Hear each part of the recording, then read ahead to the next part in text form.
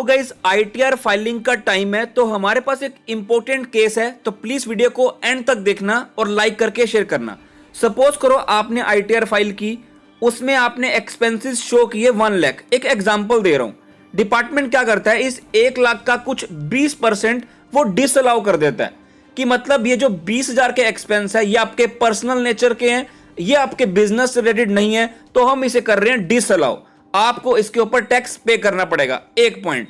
दूसरा, सपोज करो आपको कोई गिफ्ट मिलता है, अपने रिलेटिव से कोई पैसा मिलता है, सामने वाला क्या करता है, टैक्स ऑफिसर, कि ये जो पैसा है आपने प्रूव नहीं किया तो ये अनएक्सप्लेन्ड है, तो इसलिए आपको इसके ऊपर फ्लैट टैक्स पे करना पड़ेगा, फ्लैट रेट पर। तो गाइस ऐसा केस आपके सामने भी आ सकता है, आपके ऊपर भी क्वेश्चन पूछा जा सकता है, तो प्लीज वीडियो को एंड तक देखना।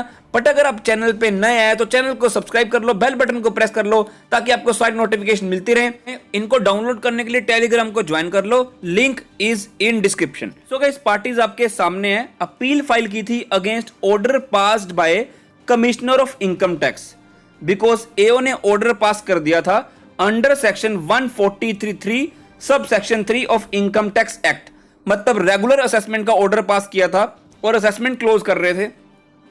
इन्होंने क्या पॉइंट पिक किया था, नंबर 1 कि जो आपने डिडक्शन क्लेम किया डोनेशन की 10 लाख की, कि आपने डोनेशन दिया to schools of human genetics and pollution health, इसको हम कर रहे हैं डिसअलाउ।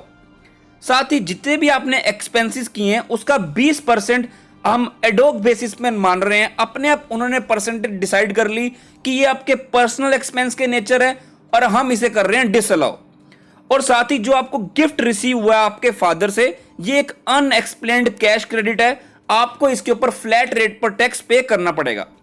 तो टैक्स पेयर ने क्या किया, अब कोई ऑप्शन ही नहीं है, इनकम टैक्स IT-80 में अपील फाइल कर दी। तो नंबर 1 इशू जो पिक किया और आंसर आया कि जो आपने डोनेशन दी है इंस्टीट्यूशन को, अगर उनके पास वैलिड रजिस्ट्रेशन है या अप्रूवल्स हैं, तो उस केस में देयर इज नो रीजन, ऐसा आप क्वेश्चन ही नहीं कर सकते कि आपने डिडक्शन क्यों क्लेम की। So in that case deduction is claimed, such deduction can not be disallowed, कि अगर सामने वाले के पास वैलिड रजिस्ट्रेशन है तो आप इसे डिसअलाउ नहीं कर सकते। इशू 2 कि जो आपने एक्सपेंसेस पर 20% लेकर पर्सनल एक्सपेंस मानकर डिसअलाउ कर दिया है, आप पहले डॉक्यूमेंट्री एविडेंसेस तो दिखाओ, बिकॉज किसी भी लोअर अथॉरिटी ने यह प्रूव नहीं किया, कोई डॉक्यूमेंट्री एविडेंसेस नहीं दिखाए कि इस बेसिस पर आप बोल रहे हो कि यह पर्सनल एक्सपेंस है, क्योंकि उनके पास ऐसे कोई रीजन होंगे तभी ना, कोई रिकॉर्ड्स ही थे जिससे यह पता लगे कि ये जो आपने एक्सपेंसेस किए हैं वो बिजनेस या प्रोफेशन के लिए नहीं है। इसीलिए IT-80 ने बोला कि ये जो आप बोल रहे हो कि ये पर्सनल एक्सपेंस के नेचर हैं, एडहॉक बेसिस पर ये जस्टिफाई नहीं माना जा सकता। इशू 3 कि ये जो आपको गिफ्ट रिसीव हुआ है उसके लिए उन्होंने क्या बोला कि अगर आप फाइनेंशियल स्टेटमेंट देखोगे फादर की या गिफ्ट डीड, उसमें साफ साफ रीजन लिखा हुआ है कि ये जो गिफ्ट का सोर्स है वो हमने मेंशन किया है, ये accumulated savings of the past, कि उन्होंने पिछली पुरानी सेविंग्स को जोड़कर गिफ्ट दिया है, जो कि उन्होंने सबमिट किया है एसएससी ने विद द एओ।